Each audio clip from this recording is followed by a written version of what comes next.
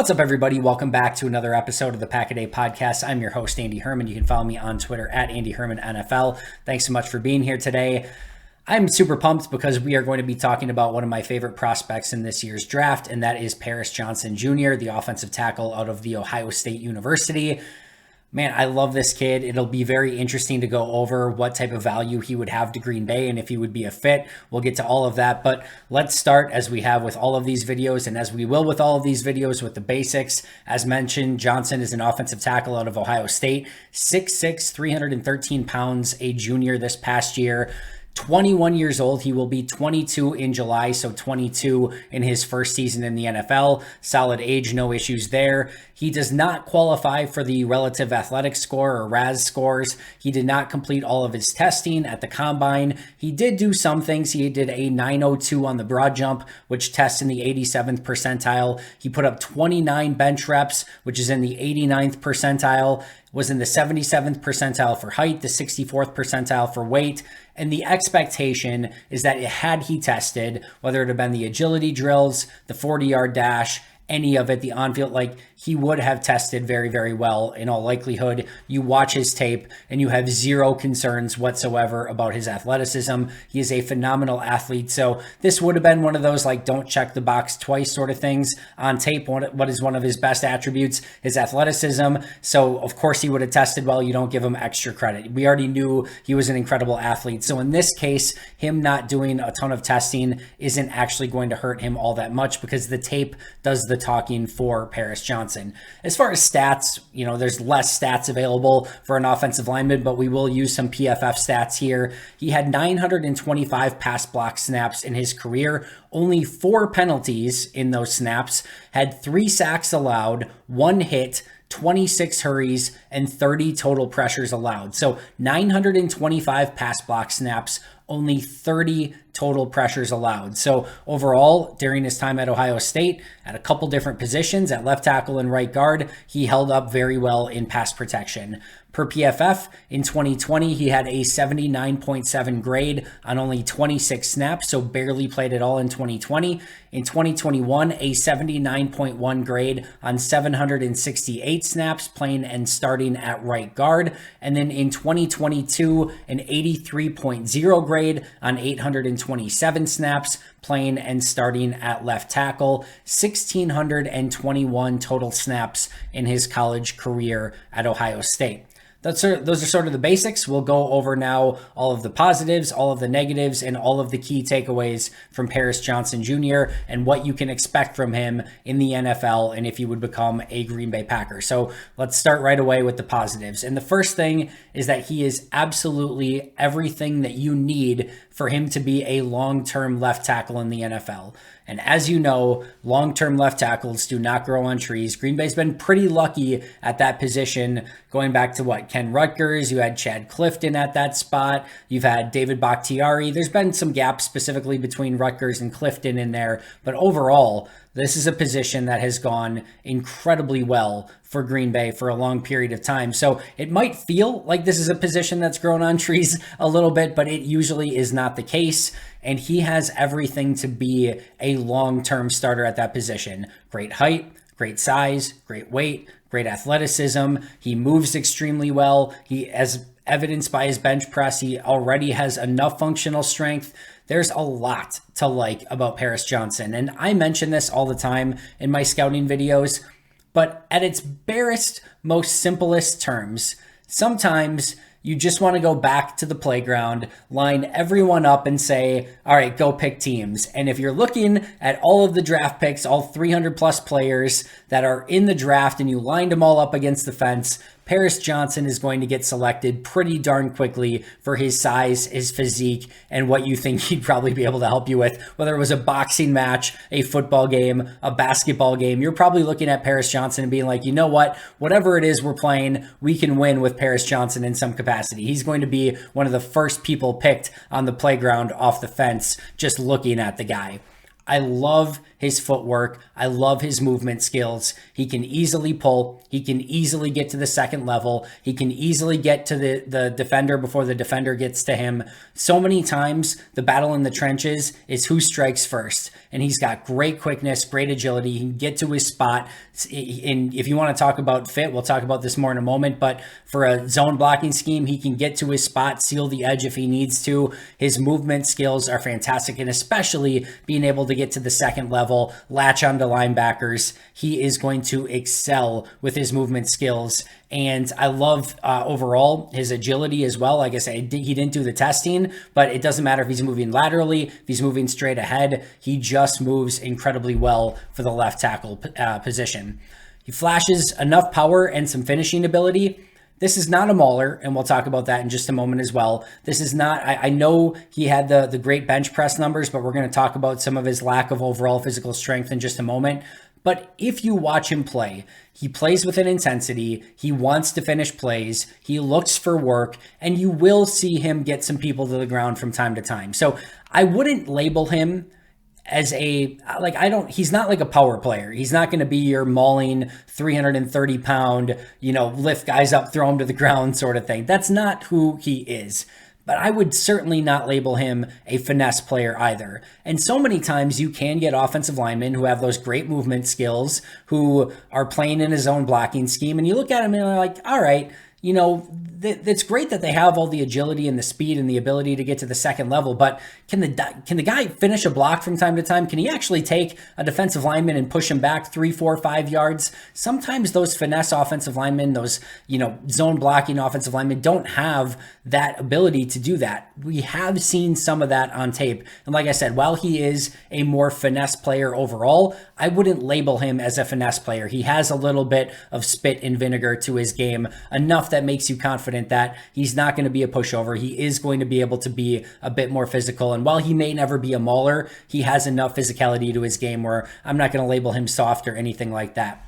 Next is, we talked about those penalties a little bit. Doesn't hold. He's super clean as a blocker overall. Now, a lot of technique things that he needs to work on, but whether it's corner, whether it's, offensive tackle, you get into these positions where players can panic, right? You have a corner where a wide receiver gets a little step on you, and what's your immediate reaction? You want to hold them. Or you're a corner and the ball's in the air and you can't locate it, and you start just, flailing all around, and it ends in a pass interference penalty. An offensive tackle, guard, or center, and the defensive lineman gets a step on you. What's your initial reaction? You're just going to grab them to make sure. He doesn't do that. He works to recover. He works to get back involved in the play, and he does it without cheating or holding or anything like that. So, like I say, he only had 3-4 penalties, whatever it was. This is a player who plays clean, but not in, like I said, not in like a soft way. He plays the game the right way, and he's not going to have a bunch of holding, false starts, those sort of things that are going to set your offense back. Next up is, with that elite athleticism, is the ability to recover.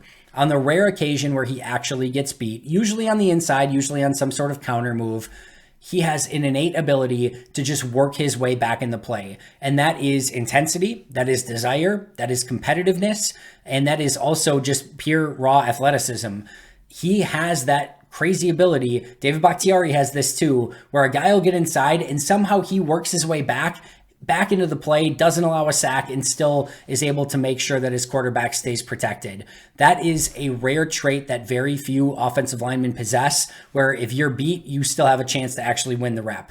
And most offensive linemen, they're beat and it's over. That defender's getting to the quarterback or is making a stop in the run game. He finds a way, more often than not, even in the rare instances where he's beat, to get back in the play because of, again, desire, competitiveness, competitive fire, and again, just raw athleticism. Those things serve him very well in making sure that his quarterbacks, his running backs, who's ever in the backfield is staying clean and is given at least a puncher's chance to make a positive out of the play. One of the best things I can say about an offensive lineman when I'm watching the tape is I get bored watching the tape. And with Paris Johnson, you get bored. It's just there's a cruise control element to it at times where it's just like, all right, Paris Johnson won again. Oh, Paris Johnson won again. Oh, Paris Johnson won again. And there, you just, again, you kind of get bored watching it. It's not, again, he doesn't have the consistent technique where it's just set it and forget it and he's on autopilot. That's not the case at all. But overall, as a left tackle in college playing for a major program, he wins so often that you just kind of get bored watching him. And that is a very good thing. And when you have a player that only gave up 30 pressures in his entire career, only less than a handful of penalties in his entire career, you just don't hear his name that often. And like I said, that is one of the best compliments you can have. It's always said, hey, if you don't hear an offensive lineman's name, that's a good thing. If you don't hear a corner's name, that's a good thing. Those are the positions where you don't want to hear from them. You just want to see them out there doing their job. And that is Paris Johnson to a T. He is doing his job. He's doing it clean, and it's almost boring watching him at times in all the best possible ways. Another thing is he's incredibly athletic. He already has that great bench press score, or how many bench presses he was able to do at the combine, and he still has a ways to go to fill out his frame without, I believe, losing any athleticism. And that's a scary thought, that he could still put on some legitimate functional strength, especially in the lower half, and maybe even get more athletic in the process. What you always struggle with as an offensive lineman is, what is your key weight to play at? You want that athleticism. You want the ability to pull, get to the second level, especially if you are playing in a zone blocking scheme. But at the same token, you want to have enough functional strength that you can hold up at the point of attack. And there's a balancing act there. You want to have the right, weight to be able to anchor and hold up at the point of attack. You want to have the right weight and agility and speed and everything else to be able to get to the second level or get to your spot and set the edge. There's so many things that you need to be able to do, and finding that right weight and that right, again, speed, athleticism, everything else is important. I believe that he is actually going to be able to put on some functional strength, again, especially in the lower half, keep that athleticism, and even become a better, more physical specimen, which is a pretty crazy thought because he already checks so many of those boxes.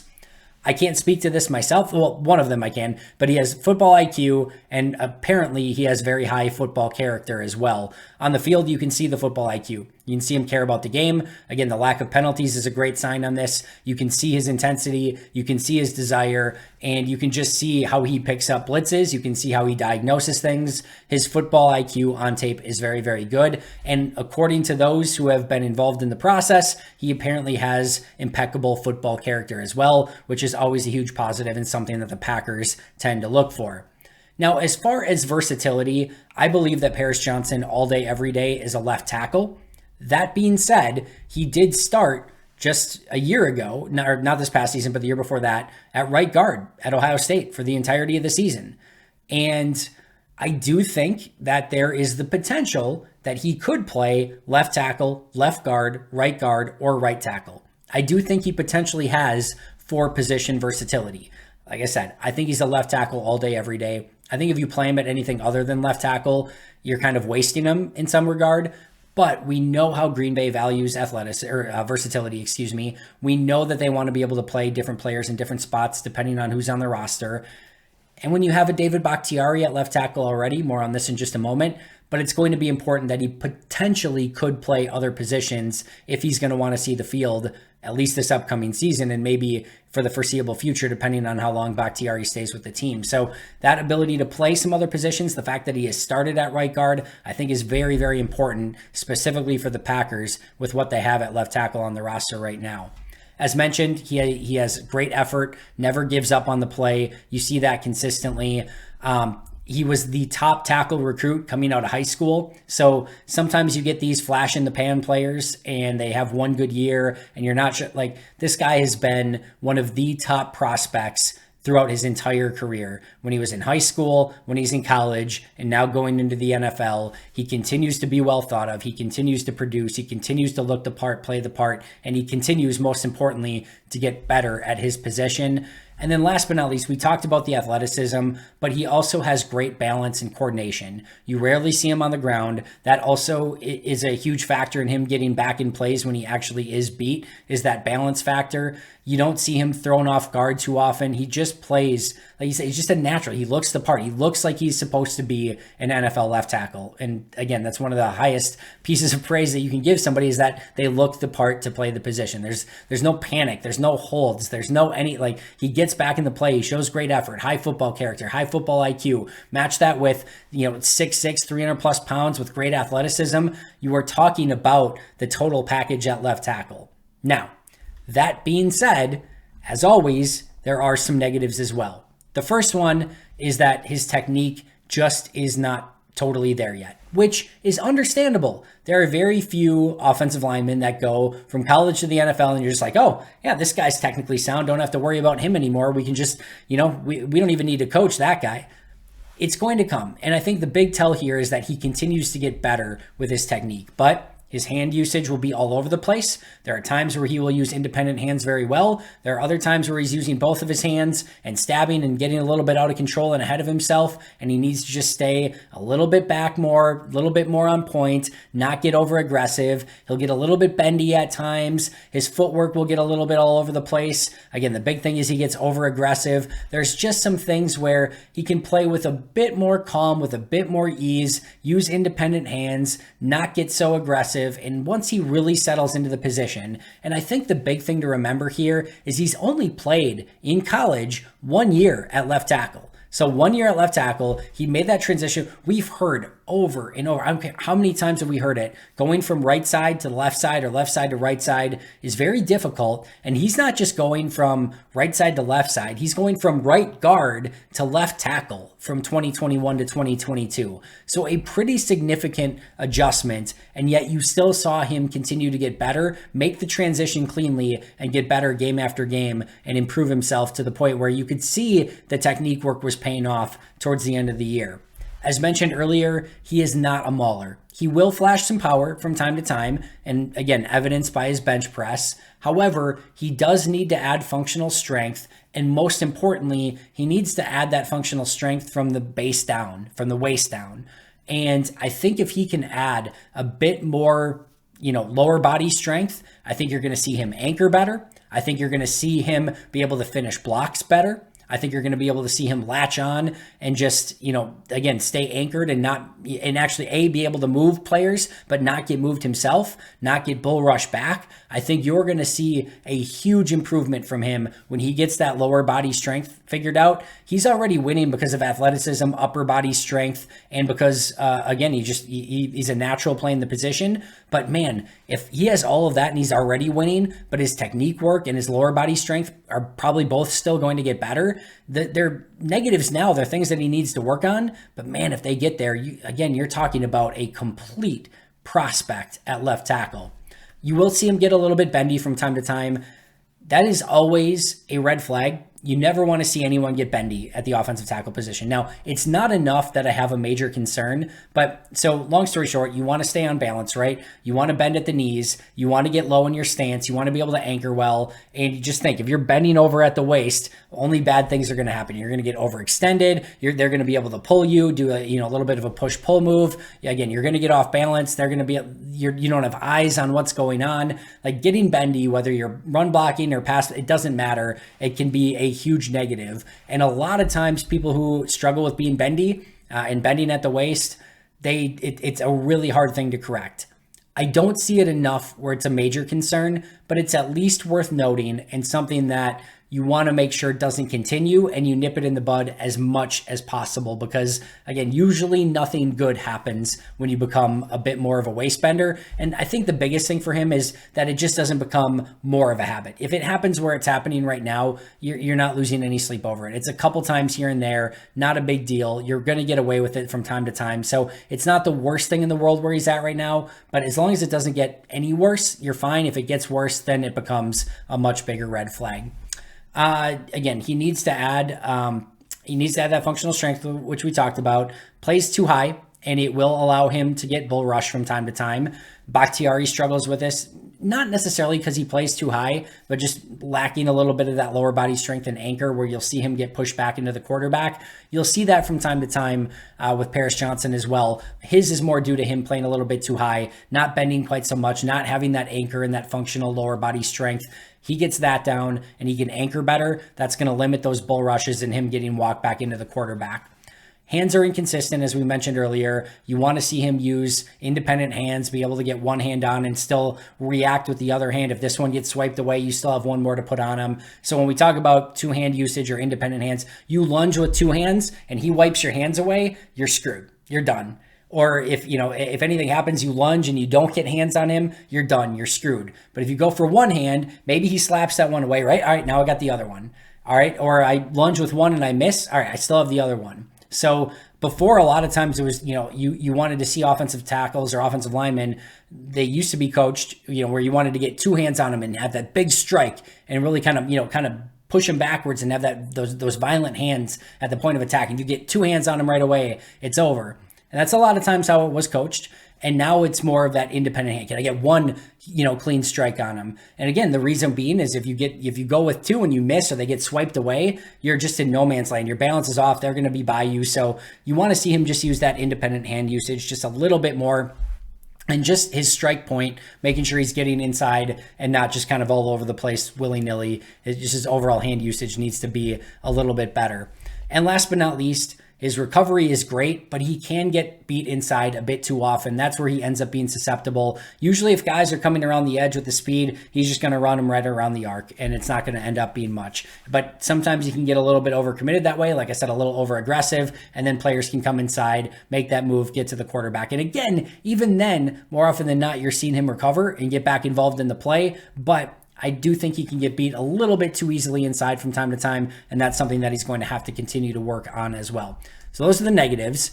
So the next question becomes, how does he fit from a scheme fit standpoint in Green Bay? Well, as an overall scheme fit, zone blocking, left tackle, being able to move, we know how much they value that athleticism and that ability to get to the second level, that ability to get, to the outside on those outside zone run plays. He fits all of that perfectly. He has some versatility. He can play multiple positions if you really wanted him to. I think that is going to play a huge part there as well. So that is all good.